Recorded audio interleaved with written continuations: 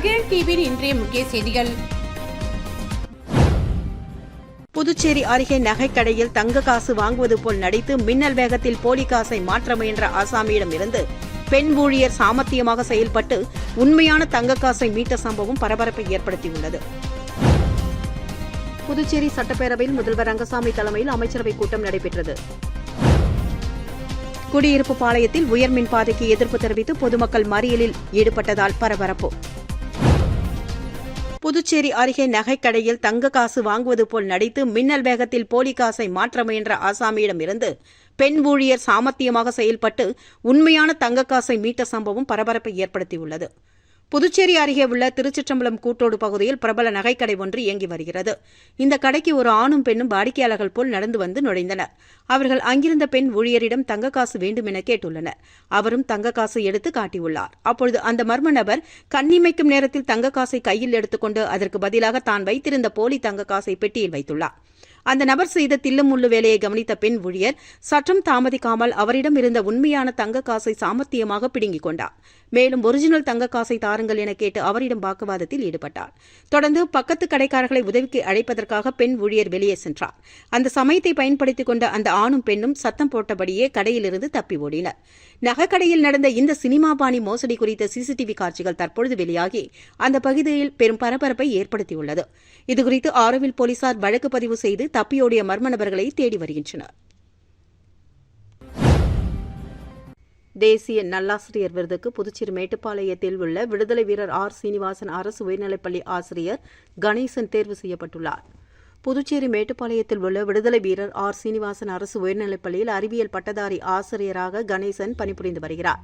ஆரோவில் நிர்வாகத்தில் 9 ஆண்டுகள் ஆசிரியராகவும் புதுச்சேரி அரசின் பள்ளிக் கல்வித்துறையில் 26 ஆண்டுகள் என 35 ஆண்டுகள் பணி அனுபவம் கொண்டவர் கணேசன். 2022ஆம் ஆண்டு புதுச்சேரி அரசின் நல்லாசிரியர் விருது பெற்றவர். இதைத் தவிர திருநெல்வேலி கலை இலக்கிய பெருமன்றத்தின் அரந்தை நாராயணன் நினைவு பரிசும் வென்றவர். நடுக்கூத்தன் என்ற நாடக நூல் உட்பட 9 நூல்களை எழுதியுள்ளார். தில்லி தேசிய நாடக விழாவிலும் புதுச்சேரி பல்கலைக்கழக நிகழ்த்தும் கலைத்துறையிலும் இந்த நூல் நாடக வடிவம் பெற்றுள்ளது. இது தவிர பல்வேறு இடங்களிலும் நாடக நடிகராகவும் இவர் நடித்துள்ளார். இதைத் தவிர பணியாற்றும் பள்ளியில் இருக்கும் மாணவர்களுக்கு ஊக்கமளித்து அறிவியல் படைப்பும் எனும் தலைப்பில் அறிவியல் இயக்கத்துடன் இணைந்து பாரிஸ் பல்கலைக்கழகத்தின் சர்வதேச போட்டிக்கு 2019ஆம் ஆண்டு முதல் மாணவர்களை தயார் செய்து வருகிறார். மேலும் தேசிய குழந்தைகள் அறிவியல் காங்கிரஸில் மாணவர்களின் 23 திட்டங்களுக்கு வழிகாட்டி ஆசிரியராகவும் இருந்துள்ளார். மேலும் இது தவிர ஸ்ரீ அரவிந்தோ சொசைட்டி மூலமாக டெங்கு உள்ளிட்ட சுகாதார நாடகங்கள், சமூகம் மற்றும் கல்வி, மாணவர்களின் கண்டுபிடிப்புகளை நாடக வடிவத்தில் கொண்டு சேர்ப்பதில் வல்லவர். பள்ளி நேரங்களிலும் பள்ளி அல்லாத வேளையிலும் மாணவர்களை ஒருங்கிணைத்து நாடகமாக கட்டமைத்துள்ளவர். தமிழகத்தில் சட்டம் ஒழுங்கை மேலும் வலுப்படுத்தி குற்ற செயல்களை இரும்பு கரம் கொண்டு கட்டுப்படுத்த வேண்டும் என வாசன் வலியுறுத்தியுள்ளார்.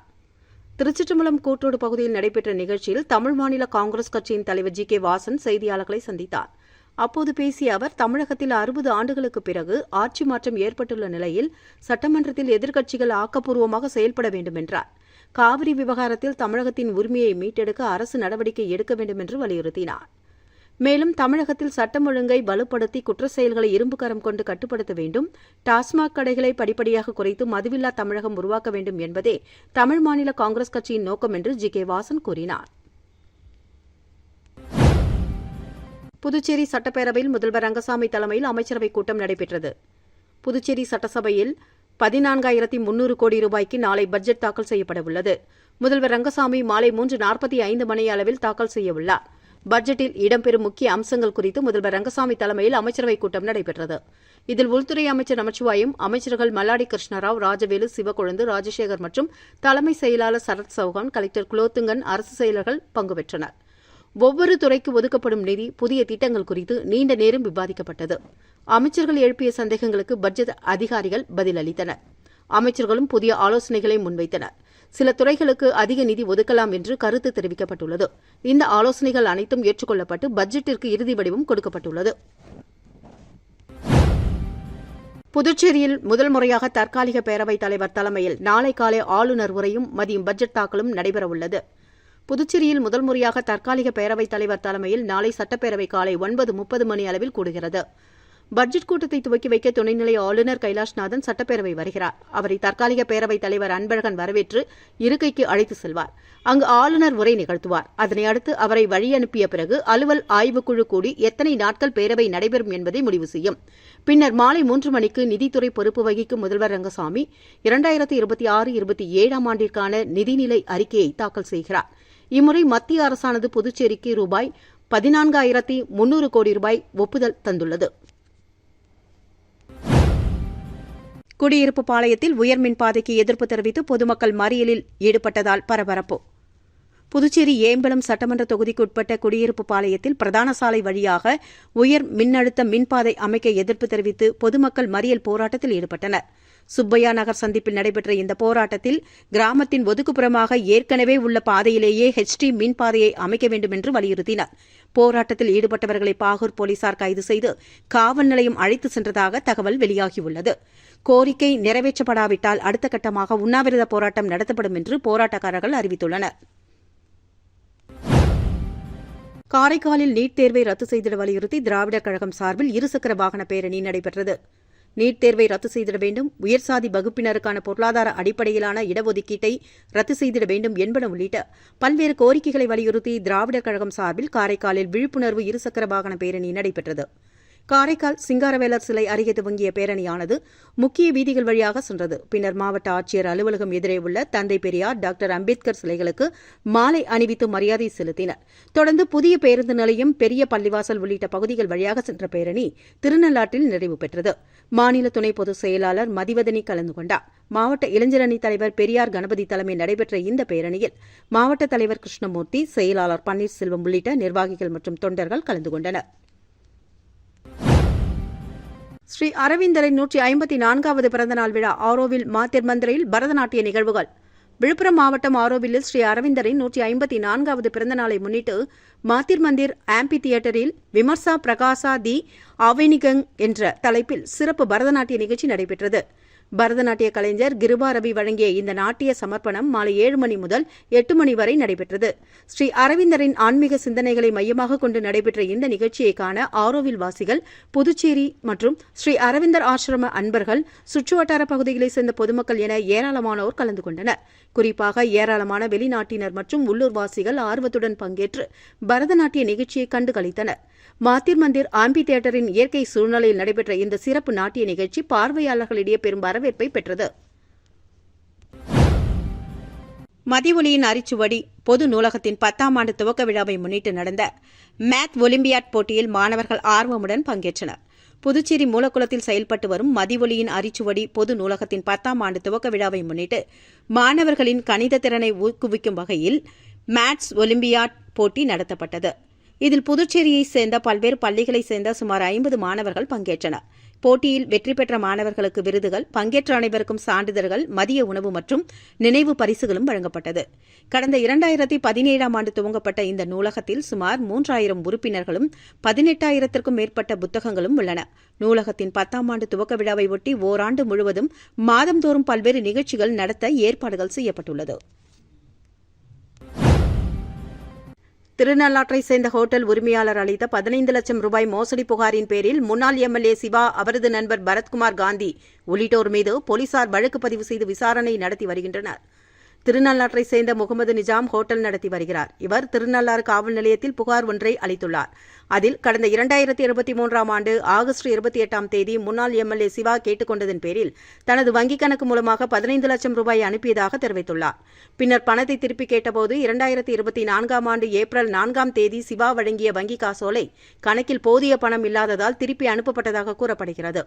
இதுகுறித்து சிவாவிடம் கேட்டபோது சத்வாச்சாரியைச் சேர்ந்த பரத்குமார் காந்தியிடம் பணத்தை பெற்றுக் கொள்ளுமாறு தெரிவித்ததாகவும், அவர் வழங்கிய 10 லட்சத்திற்கான காசோலையும் பணம் இல்லாமல் திருப்பி அனுப்பப்பட்டதாகவும் புகாரில் தெரிவிக்கப்பட்டுள்ளது. இதையடுத்து சிவா மற்றும் பரத்குமார் காந்தி மீது நடவடிக்கை எடுக்க வேண்டும் என முகமது நிஜாம் புகார் அளித்தார். அதன் பேரில் போலீசார் 2 பேர் மீதும் வழக்கு பதிவு செய்து விசாரணை நடத்தி வருகின்றனர். புதுச்சேரி ஸ்ரீ லட்சுமி ஹயக்ரீவ பெருமாள் ஆலயத்தில் இரட்டை தங்க கருட சேவை விழாவில் திரளான பக்தர்கள் கலந்து கொண்டு தரிசனம். புதுச்சேரி ராமகிருஷ்ணா நகரில் அமைந்துள்ள அருள்மிகு ஸ்ரீ லட்சுமி ஹயக்ரீவ பெருமாள் திருக்கோவிலில் நடந்து வரும் பிரமோற்சவ விழாவின் முக்கிய நிகழ்ச்சியான இரட்டை தங்க கருட சேவை பக்தி பரவசத்துடன் விமர்சையாக நடைபெற்றது. ஆகஸ்ட் மாதம் 17ஆம் தேதி துவங்கிய பிரம்மோற்சவத்தை முன்னிட்டு தினம்தோறும் சிறப்பு ஹோமங்கள், திருமஞ்சனம், அலங்கார சேவைகள் மற்றும் பல்வேறு வாகனங்களில் பெருமாள் வீதி உலா நடத்தப்பட்டு வந்தது. அதன் தொடர்ச்சியாக ஸ்ரீ சிக்த ஹோமம் மற்றும் திருமஞ்சனம் சிறப்பாக நடைபெற்றது. இதனைத் தொடர்ந்து அருள்மிகு ஸ்ரீ லட்சுமி ஹயக்ரீவர் மற்றும் ஸ்ரீ மாலோலர் நரசிம்மர் இருவரும் இரட்டை தங்க கருட வாகனங்களில் அபூர்வ அலங்காரத்தில் எழுந்தருளி பக்தர்களுக்கு அருள் பாலித்தனர். மங்கள வாத்தியங்கள் முழங்க, வேத மந்திரங்கள் முழங்க, பக்தி பஜனைகள் ஒலிக்க பெருமாளின் வீதி உலா ஆன்மீக எழுச்சியுடன் நடைபெற்றது. பிரம்மோற்சவத்தின் முக்கிய நிகழ்ச்சியாக ஆகஸ்ட் 26ஆம் தேதி ஸ்ரீ ஹயக்ரீவ ஜெயந்தியை முன்னிட்டு திருத்தேர் மற்றும் தீர்த்தவாரி நடைபெறவுள்ளது. மேலும் ஆகஸ்ட் 27ஆம் தேதி திருக்கல்யாண வைபவமும் நடைபெறவுள்ளது. புதுச்சேரி அருகே பனை மரங்களை மீட்டெடுக்க புது முயற்சி. இடையார்பாளையத்தில் 2000 பனை விதைகள் நடும் நிகழ்வு.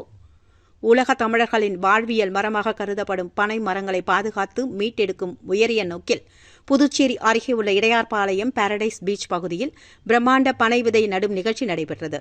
இதில் சுமார் 2000 பனை விதைகள் உற்சாகத்துடன் நடவு செய்யப்பட்டன. Fitness for all active life society அமைப்பை சேர்ந்த நீச்சல் பயிற்சியாளர்கள், தன்னார்வலர்கள் மற்றும் நிர்வாகிகள் இதில் கலந்து கொண்டு இந்த நற்பணியை மேற்கொண்டனர். முன்னாள் துணை ராணுவ வீரரும் நீச்சல் பயிற்சியாளருமான ஆனந்தராஜ் தலைமையில் நடைபெற்ற இந்த நிகழ்ச்சிக்கு தனலட்சுமி, விஜயலட்சுமி உள்ளிட்டோர் முன்னிலை வகித்தனர். இதில் பங்கேற்ற தன்னார்வலர்கள் அனைவரும் மிகுந்த ஆர்வத்துடன் பனை விதைகளை மண்ணில் ஊன்றி நட்டனர். இந்த நிகழ்ச்சிக்கான ஏற்பாடுகளை பூர்ணாங்குப்பம் தனம் சுந்தராம்பாள் சாரிட்டபிள் சொசைட்டி மற்றும் சென்னை காயத்ரி சாரிட்டிஸ் ஆகிய அமைப்புகளுடன் இணைந்து பூர்ணாங்குப்பத்தை சேர்ந்த பனை ஆனந்தன் சிறப்பாக செய்திருந்தார். வானூர் தொகுதி தாவேகா சார்பில் 100 நாள் சாதனை விளக்க பொதுக்கூட்டம். உள்ளாட்சித் தேர்தலில் அனைத்து இடங்களையும் கைப்பற்ற தொண்டர்கள் உழைக்க வேண்டும். விழுப்புரம் மாவட்டம் வானூர் சட்டமன்ற தொகுதிக்கு உட்பட்ட திருச்சிற்றம்பலம் கூற்றோடு பகுதியில் தமிழக வெற்றிக் கழகம் சார்பில் 100 நாள் சாதனை விளக்க பொதுக்கூட்டம் நடைபெற்றது. இக்கூட்டத்திற்கு விஜய் ஜி.பி. சுரேஷ் தலைமை தாங்கினார். இதில் ஒன்றிய, நகர மற்றும் கிளை கழக நிர்வாகிகள், தொண்டர்கள் உள்ளிட்ட ஏராளமானோர் கலந்து கொண்டனர்.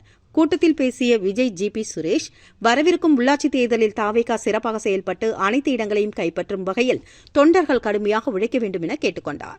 மேலும் வருங்காலங்களில் பொதுமக்களுக்கு தண்ணீர் தட்டுப்பாடு ஏற்படாத வகையில் முன்னெச்சரிக்கை நடவடிக்கைகள் மேற்கொள்ளப்படும் என்றும், முதற்கட்டமாக 10 கண்டெய்னர்களில் சுத்திகரிக்கப்பட்ட குடிநீர் வழங்கும் வசதி ஏற்படுத்தப்படும் என்றும் தெரிவித்தார்.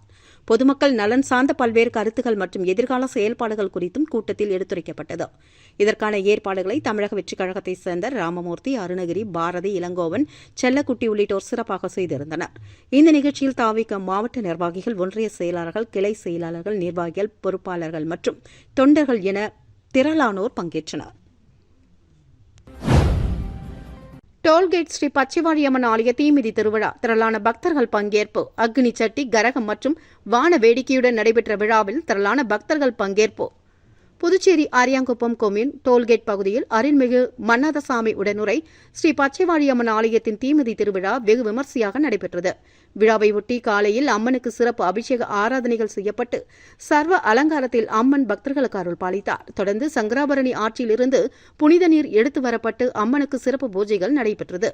மாலை நடைபெற்ற தீமிதி திருவிழாவில் அக்னி சட்டி, அவசங்கார கரகம், சக்தி கரகம் உள்ளிட்டவை அலங்கரிக்கப்பட்டு ஊர்வலமாக எடுத்துச் செல்லப்பட்டன. தொடர்ந்து பக்தர்கள் திரளானோர் கலந்து கொண்டு தீமிதித்து அம்மனை வழிபட்டனர். இவ்விழாவை ஒட்டி வான வேடிக்கைகளும் நடைபெற்றது. மேலும் அரியாங்குப்பம், மணவெளி, ராதாகிருஷ்ணன் நகர் உள்ளிட்ட பகுதிகளின் முக்கிய வீதிகளில் அம்மன் வீதி உலா நடைபெற்றது. இதில் சிறப்பு அழைப்பாளர்களாக சட்டமன்ற உறுப்பினர்கள் ராமு, ஐயப்பன், அரியாங்குப்பம் கொம்யூன் பஞ்சாயத்து முன்னாள் சேர்மன் ஆனந்தன் உட்பட ஏராளமான பொதுமக்கள் கலந்து கொண்டு தரிசனம் செய்தனர். விழாவின் ஒரு பகுதியாக அம்மனுக்கு சிறப்பு அபிஷேக ஆராதனைகள் செய்யப்பட்டு பக்தர்களுக்கு அருள் பிரசாதமும் வழங்கப்பட்டது. தொடர்ந்து புதுச்சேரியை சேர்ந்த கலைக்குழுவினரின் இசை நிகழ்ச்சி நடைபெற்றது. தீமிதி திருவிழாவை ஒட்டி டோல்கேட், அரியாங்குப்பம், மணவெளி மற்றும் சுற்றுவட்டார பகுதிகளைச் சேர்ந்த ஏராளமான பக்தர்கள் கலந்து கொண்டு அம்மனை வழிபட்டனர். இதற்கான ஏற்பாடுகளை ஆலய நிர்வாகிகள், பர்வத ராஜகுல மரபினர்கள் மற்றும் ஊர் பொதுமக்கள் சிறப்பாக செய்திருந்தனர். பட்டானூரில் ஸ்ரீ முத்துமாரியம்மன் திருக்கோவிலில் பூமி பூஜையை திருச்சிற்றம்பலம் ஊராட்சி மன்ற தலைவர் வெங்கடேசன் துவக்கி வைத்தார். வானூர் வட்டம் திருச்சிற்றம்பலம் ஊராட்சிக்கு உட்பட்ட பட்டானூர் கிராமம் ஸ்ரீராம் நகர் விரிவு வ.உ.சி. வீதியில் புதிதாக அமைக்கப்பட உள்ள ஸ்ரீ முத்துமாரியம்மன் திருக்கோவில் கட்டுமான பணிகளுக்கான பூமி பூஜை நடைபெற்றது. ஊர் பொதுமக்கள் மற்றும் திருக்கோவில் திருப்பணிக் குழுவினர் ஒருமித்த முடிவின் அடிப்படையில் அப்பகுதி மக்களின் நீண்ட நாள் ஆன்மீக தேவையை நிறைவேற்றிடும் வகையில் ஸ்ரீ முத்துமாரியம்மன் திருக்கோவில் அமைக்கப்பட உள்ளது. இதற்கான ஆரம்ப கட்ட பணியாக பூமி பூஜை நிகழ்ச்சி நடைபெற்றது. திருச்சிற்றம்பலம் ஊராட்சி மன்ற தலைவர் டாக்டர் வெங்கடேசன் கலந்து கொண்டு பூமி பூஜை செய்து பணிகளை துவக்கி வைத்தார். தொடர்ந்து கோவில் கட்டுமான பணிகள் சிறப்பாக நடைபெறவும் பொதுமக்கள் அனைவரும் நலமுடன் வாழவும் சிறப்பு பூஜைகள் மற்றும் வழிபாடுகள் நடைபெற்றது. பூமி பூஜை நிகழ்ச்சியில் ஸ்ரீராம் நகர் விரிவு, நர்மதா நகர், கலைவாணர் நகர் விரிவு, புதுநகர், ஸ்ரீ குமரன் நகர், அம்மன் நகர் உள்ளிட்ட சுற்றுவட்டார பகுதிகளைச் சேர்ந்த பொதுமக்கள், நலசங்கங்களின் பொறுப்பாளர்கள் மற்றும் பக்தர்கள் கலந்து கொண்டு சிறப்பித்தனர். மேலும் நிகழ்ச்சியில் கலந்து கொண்ட பொதுமக்கள் கோவில் அமைப்பதற்கான பணிகள் தடையின்றி நடைபெற்று விரைவில் திருக்கோவில் கட்டுமான பணிகள் நிறைவு பெற்று பக்தர்கள் வழிபடும் வகையில் அமைய வேண்டும் என பிரார்த்தனை மேற்கொண்டனர். பொதுமக்களின் பங்களிப்பு மற்றும் ஒத்துழைப்புடன் அமையவுள்ள இந்த திருத்தலத்தின் மூலம் அந்த பகுதியில் ஆன்மீக மற்றும் சமூக ஒற்றுமை மேலும் வலுப்பெறும் என திருப்பணிக் குழுவினர் தெரிவித்துள்ளனர். புதுச்சேரி அருகே நகைக்கடையில் தங்க காசு வாங்குவது போல் நடித்து மின்னல் வேகத்தில் போலி காசை மாற்ற முயன்ற ஆசாமியிடமிருந்து பெண் ஊழியர் சாமர்த்தியமாக செயல்பட்டு உண்மையான தங்க காசை மீட்ட சம்பவம் பரபரப்பை ஏற்படுத்தியுள்ளது. புதுச்சேரி சட்டப்பேரவையில் முதல்வர் ரங்கசாமி தலைமையில் அமைச்சரவைக் கூட்டம் நடைபெற்றது. குடியிருப்பு பாளையத்தில் உயர்மின் பாதைக்கு எதிர்ப்பு தெரிவித்து பொதுமக்கள் மறியலில் ஈடுபட்டதால் பரபரப்பு. இத்துடன் செய்திகள் நிறைவடைந்தன. வணக்கம்.